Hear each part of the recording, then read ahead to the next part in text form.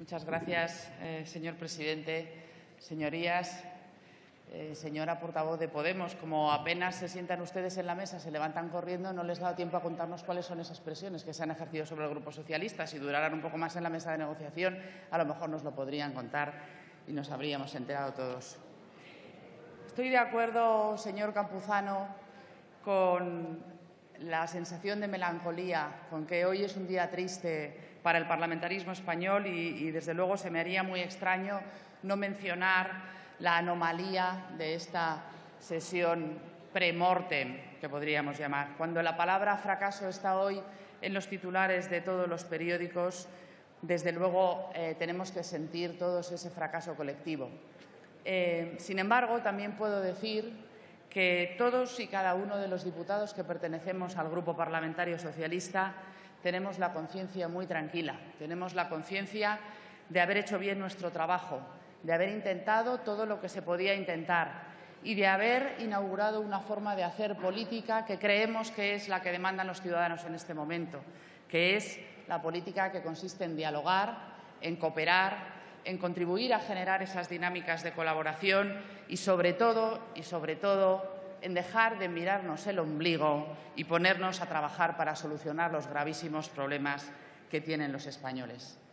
Creo que haber comprendido desde el primer día que esta nueva configuración parlamentaria es una suma de impotencias hubiera resultado mucho más fructífero para todos. Una suma de impotencias porque realmente, y por más que se empeñen algunos, nadie ganó las elecciones.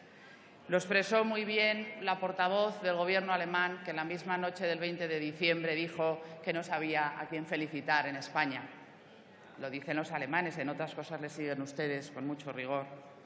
Y una suma de impotencias también de carácter político, porque este hemiciclo, señorías, está dividido por la mitad en dos. Ni hay una mayoría de izquierdas ni hay una mayoría de derechas, por mucho que algunos se empeñen en incluir bajo la etiqueta de la izquierda a un partido como el PNV, seguramente sus votantes de Neguri discreparían, señor Esteban, o a un partido como el que plantea esta iniciativa, que en la anterior legislatura votó a favor de la amnistía fiscal con el Partido Popular. Nosotros, en cualquier caso, no vamos a repartir las culpas. Creemos que los españoles son suficientemente inteligentes para repartirlas ellos y los hechos han quedado muy claros y han quedado muy a la vista. Sin embargo, es obligado constatar que vivimos un momento grave, que, al contrario de lo que ha dicho alguno de los portavoces, hoy la Cámara sufre mayor debilidad que en muchos momentos de nuestra historia reciente. Y lo peor es que es una debilidad autoinfligida, es una debilidad que se la ha causado desde dentro. Por una parte, por quienes se han negado a hablar, cuando vienen a una Cámara cuya propia la etimología de su nombre, Parlamento, parlar, indica que a lo que venimos aquí es hablar. Y por otra parte, quienes también desde dentro le han negado a esta Cámara el trabajo más elemental de cualquier Cámara parlamentaria en una democracia, que es el de controlar al Gobierno.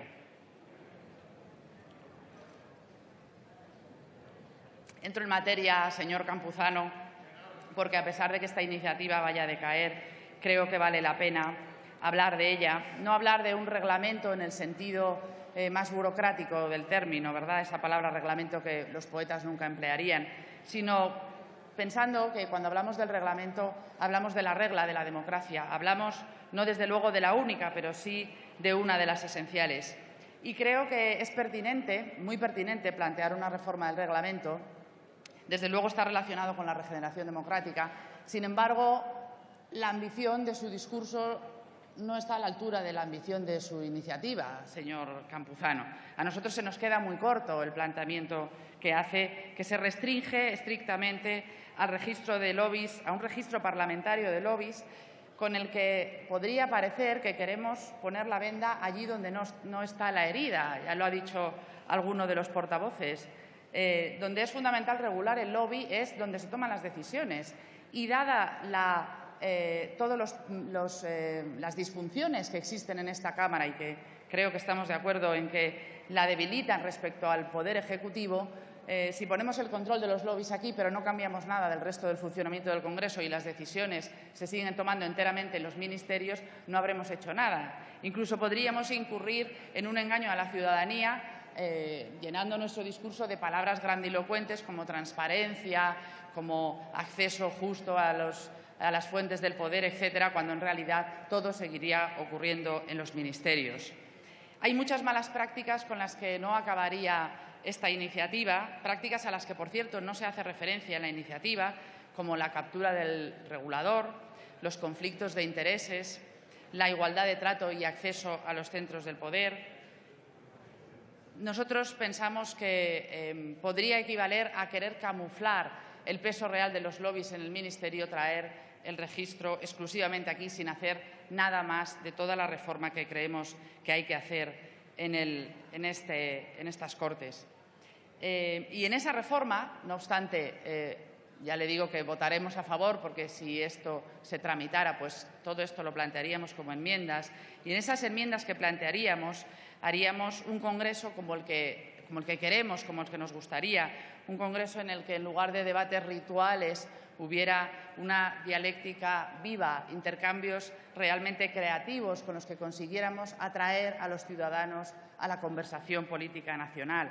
Un congreso que fuera una institución mucho más fuerte, mucho más independiente y en la cual el ejercicio del control al Gobierno constituyera una verdadera rendición de cuentas y no también parte de un ritual previsible, en el que hubiera preguntas espontáneas en la sesión de control al Gobierno, en el que los tiempos de los grupos parlamentarios estuvieran más equilibrados con los del Gobierno, en el que fuera más fácil crear comisiones de investigación y, desde luego, en el que nunca un Gobierno que se negara a someterse al control parlamentario pudiera seguir llamándose un Gobierno democrático. Un Congreso fuerte necesitaría tener un servicio de estudios propio, necesitaría ser mucho más transparente, necesitaría tener un plan de Parlamento abierto y participación ciudadana, necesitaría hacer la información mucho más comprensible, necesitaría también interactuar mucho mejor con las instituciones europeas. Precisamente porque creemos en la democracia representativa, creemos en todas estas reformas. Y, señorías, les voy a dar una sorpresa a quienes estén pensando, alguno de los portavoces lo ha mencionado, alguna de estas exigencias de transparencia. Todas estas medidas que acabo de decir respecto a la reforma del reglamento y a la reforma del Congreso ya se han votado en esta Cámara, señorías. Se han votado cuando se votó la investidura del señor Sánchez y muchos de los que acaban de intervenir reclamándolas han votado en contra de estas medidas, porque todas estas medidas estaban en el acuerdo con Ciudadanos y hoy estarían ya poniéndose en marcha si ustedes hubieran querido. Sin embargo, no va a ser así. Esta legislatura acabará de forma inminente y una propuesta política interesante como la que hace Democracia y Libertad acabará en el cementerio de las iniciativas decaídas. Por desgracia, y termino, señorías, en ese cementerio se entierran también esta semana las esperanzas reales de cambio, de hacer política de otra forma y de hacer política en una forma que no nos empache a todos de táctica. Se entierran las esperanzas de colaboración y de diálogo y la esperanza que mucha gente había depositado en poder volver a confiar en la política y a ilusionarse con la política. Y en lugar de todo eso queda una herida política de la que yo espero que las culpas y las responsabilidades sean correctamente atribuidas. Nada más. Muchas gracias, señores. Gracias, señora Lozano. Por el Grupo Parlamentario Popular.